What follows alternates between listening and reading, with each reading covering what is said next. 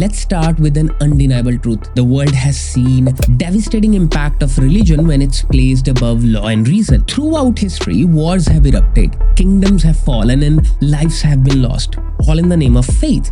But the question that still echoes today is this: if religion is bigger than the constitution, then why have a constitution at all? Now let's rewind through history and see how this tug of war between religion and law has repeatedly taken us down a dangerous path. Think about the Crusades, armies that marched for miles across the continents, driven by the belief that they had a divine approval to reclaim the Holy Land. The blood flowed freely for nearly 200 years as Muslims and the Christians clashed on the name of religion. Thousands were perished, millions were killed, but did anyone ever ask, was it really about faith or was it about the power disguised as faith? And could law have saved them from this blind fury? Fast forward to Europe in 17th century. The 30 Years' Wars, Catholics and Protestants, two sides of the same coin. Yet they could not find peace. They ripped Europe apart in a war that lasted 3 brutal decades. 8 million people lost their lives. And for what? Differing interpretations of the religious text. Had there been a law to rise above the belief, could those lives have been spared? I don't know. Let's take a sharp turn to 1947 India, the partition of subcontinent that split India and Pakistan to two.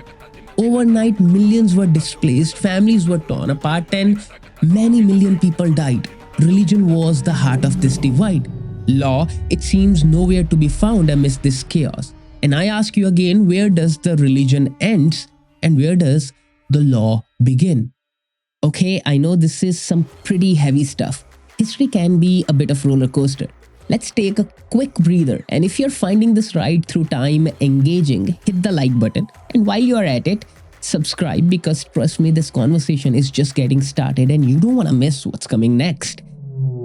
Let's zoom in one of the specific moment in the history. Prime Minister of India, Indira Gandhi's assassination in 1984. This wasn't just a political act, it was a religiously motivated one.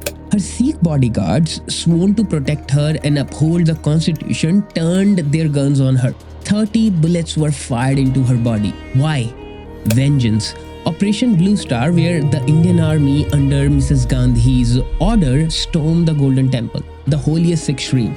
For them, it wasn't just a military operation, it was a desecration of their faith. But here's the real twist. These men had taken an oath. Not just any oath, but the oath to Indian Constitution, a document that demands loyalty to a nation, not to any one religion. So, what happened? How does someone go from protector to executioner?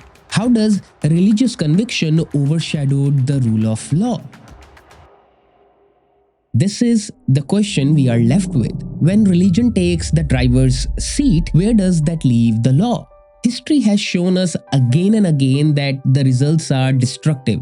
But in the world where millions and billions hold faith above all else, can Constitution be the only unifying force that it was meant to be? And here's where we end, but not without leaving you with something to chew on.